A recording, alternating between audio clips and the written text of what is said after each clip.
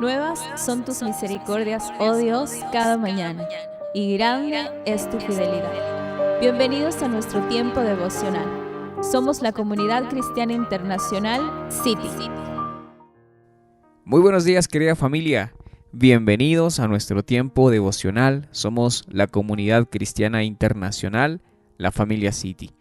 Y qué gusto poder compartir con ustedes. Soy el pastor Cristian Pesantes y es un privilegio nuevamente estar compartiendo en este tiempo del estudio de la Palabra de Dios.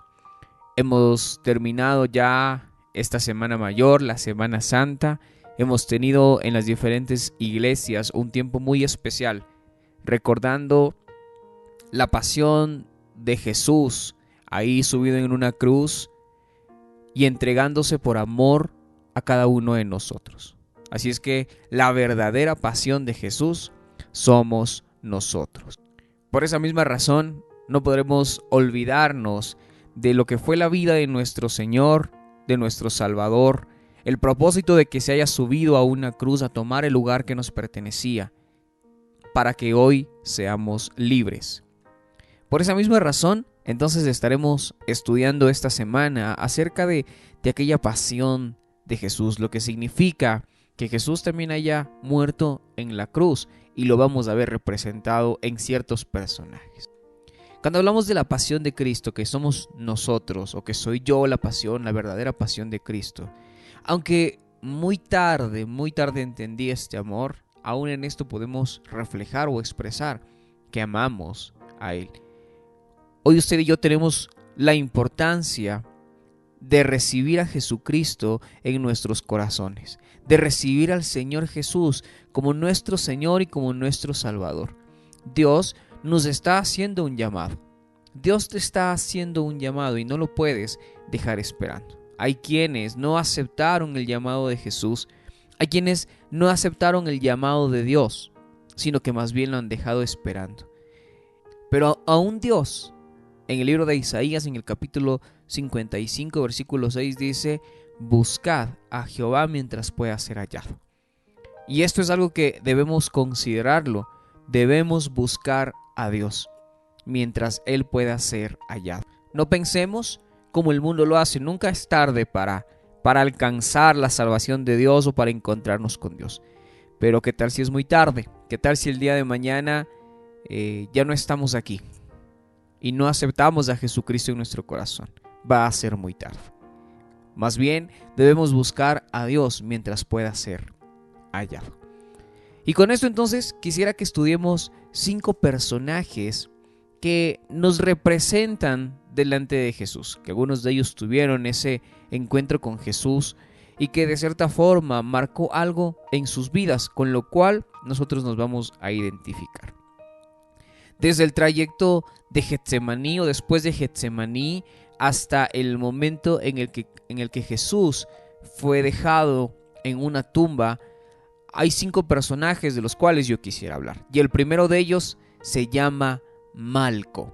Y para eso yo quisiera que usted me acompañe a las Escrituras, que por favor tome su Biblia, su cuaderno de apuntes y que usted también pueda escribir aquellas cosas que el Espíritu Santo le va enseñando a su corazón. Quisiera entonces que vayamos a la palabra de Dios en el Evangelio de Juan, el capítulo 18, desde el versículo 1. La palabra de Dios nos dice lo siguiente: habiendo dicho estas cosas, salió Jesús con sus discípulos hacia el otro lado del torrente de Cedrón, donde había un huerto en el cual entró él y sus discípulos. Y también Judas, el que le entregaba, conocía aquel lugar, porque Jesús se había reunido allí muchas veces con sus discípulos.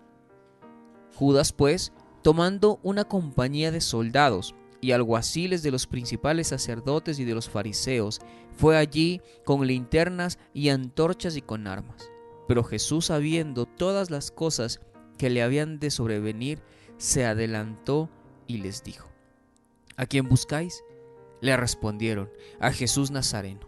Jesús les dijo: yo soy. Y estaba también con ellos Judas, el que le entregaba. Cuando les dijo: yo soy, retrocedieron y cayeron en tierra. Me llama mucho la atención este pasaje, Este versículo dice que Judas y también aquel ejército que estaba acompañando a Judas retrocedieron al escuchar las palabras divinas de Jesús.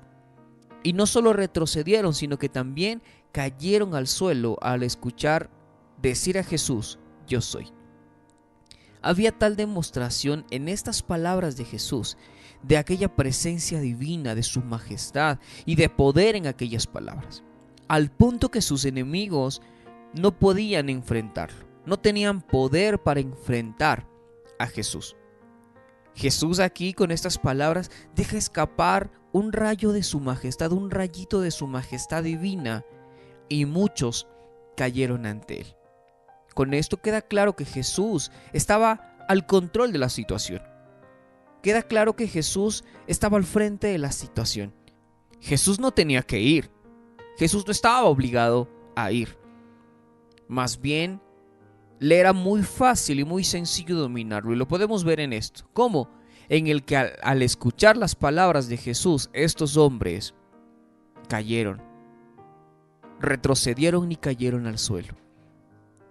Pero más bien, voluntariamente Jesús cede y va.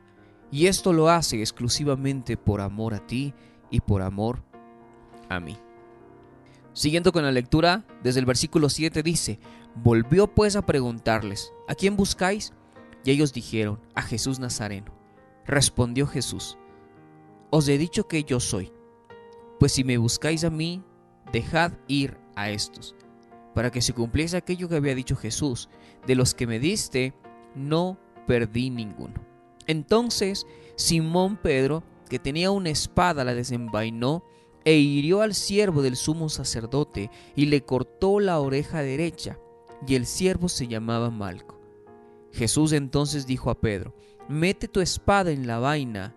La copa que el Padre me ha dado, ¿acaso no la he de beber?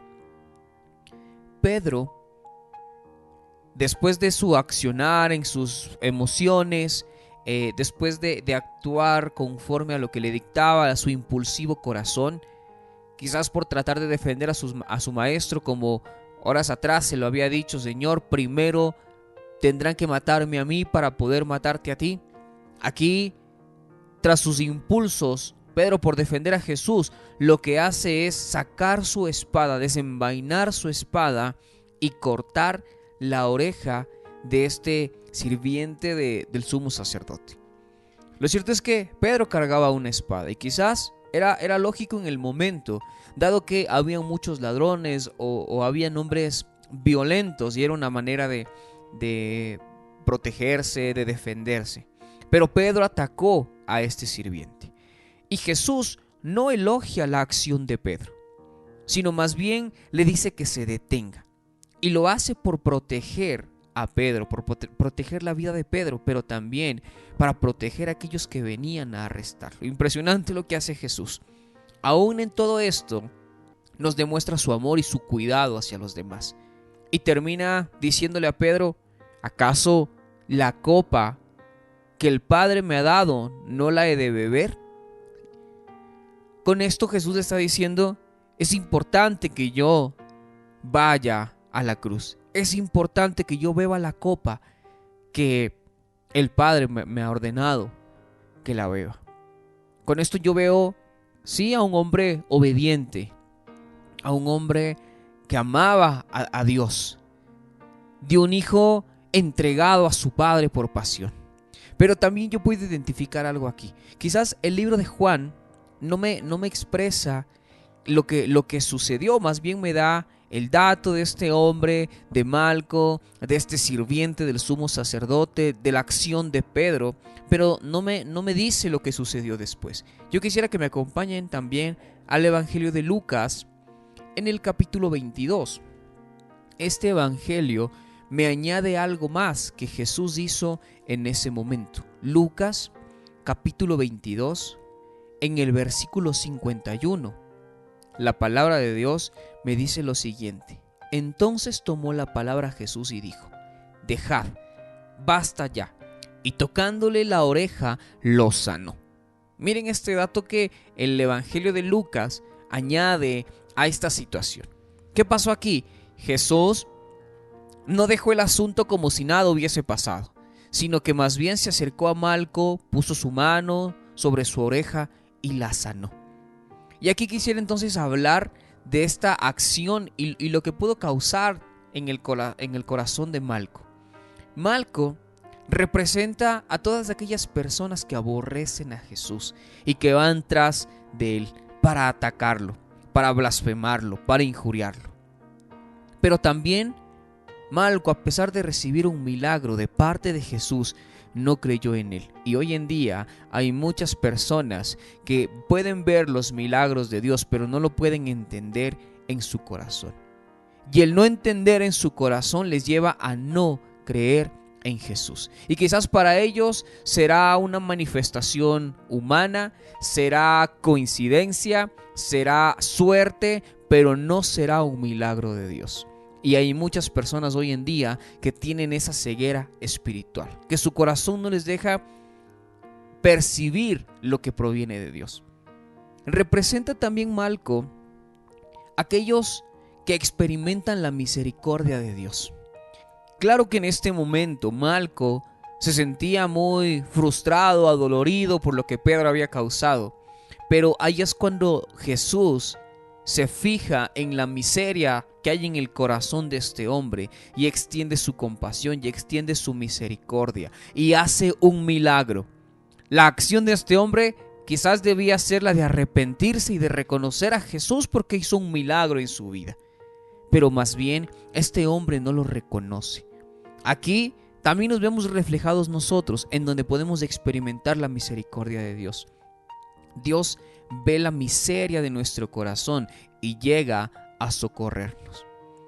Aunque estas personas odien a Jesús, es increíble entender cómo Jesús nos ama con un amor redentor.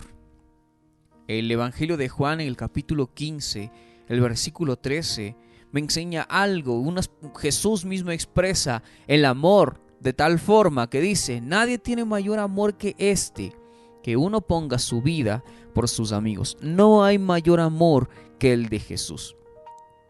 Y se lo manifestó como entregando su propia vida por los demás, entregando su propia vida por sus amigos. En Malco estamos representados todos nosotros. Usted y yo estamos representados en Malco. Esto lo dice el apóstol Pablo en el libro de Romanos, en el capítulo 5, el versículo 10. Hay algo impresionante en el cual podemos ver reflejado ese preciso amor de Dios. Porque si siendo enemigos fuimos reconciliados con Dios por la muerte de su Hijo, mucho más, habiendo sido reconciliados, seremos salvos por su vida. Si Dios en ese momento demostró un amor tan dramático cuando nosotros éramos enemigos de Dios, en este caso con Malco, siendo enemigos de Dios, las bendiciones que nosotros tendremos cuando estemos reconciliados con Dios será una verdadera riqueza. Si es que Jesús dio esperanza a los enemigos, ¿cuánto más lo dará a sus amigos? Impresionante, porque en este momento lo que Jesús está haciendo es extendiéndole la salvación a este hombre, a sus enemigos. ¿Y cuánto mayor será cuando alguien se reconcilia con Dios y bebe directamente de esa fuente de amor, de perdón y de salvación? ¿En qué consiste entonces el amor de Dios? Primera de Juan, capítulo 4, el versículo 10, la palabra de Dios me dice lo siguiente. Vamos a Primera de Juan, capítulo 4, el versículo 10. Y dice así: en esto consiste el amor, no en que nosotros hayamos amado a Dios, sino en que Él nos amó a nosotros y envió a su Hijo como propiciación por nuestros pecados. Hay algo claro aquí, querida familia, y es que Él nos amó primero. Él nos amó primero. No se trata en que yo haya amado a Dios, sino que Él nos amó a nosotros. ¿Y cómo se demuestra este amor? Este amor queda demostrado en que envió a su Hijo por nosotros, para que tomara el lugar que a nosotros nos correspondía en aquella cruz. Nosotros éramos los que debíamos pagar con ese castigo, pero Jesús tomó el lugar que nos correspondía y nos dio la libertad. Hoy sobre nosotros hay un letrero que dice no culpable, que no somos culpables. Y entonces yo puedo decir que aquellos que han visto el milagro de Dios, pero que no reconocen, aún por ellos Jesús murió. Usted y yo estamos representados en Malco, la maldad de nuestro corazón. Nosotros éramos aquellos que estábamos persiguiendo a Jesús, aquellos que aborrecíamos a Jesús. Pero Jesús muestra su amor, o Dios muestra su amor para con nosotros, dice su palabra, que envió a su Hijo para que muriese, para que tomase nuestro lugar y para que nos reconciliara también con el Padre. En Malco estamos representados todos nosotros. Aunque éramos aquellos que aborrecíamos y que perseguíamos a Jesús, Jesús ha extendido su misericordia y hoy experimentamos esa misericordia. Hoy experimentamos ese amor de Jesús al punto que se entregó por nosotros. El amor de Dios es extraordinario. El amor de Dios nos trae vida, nos trae salvación y nos demuestra su gran amor. Querida familia, el día de mañana estaremos estudiando un nuevo personaje. Que el Señor continúe bendiciendo sus vidas. Te invitamos a seguir descubriendo el mensaje restaurador que Dios tiene preparado para tu vida. En cualquiera de nuestras reuniones, para mujeres, parejas, jóvenes, niños, emprendedores y también en nuestras reuniones familiares. Somos familia. Somos iglesia. Somos City.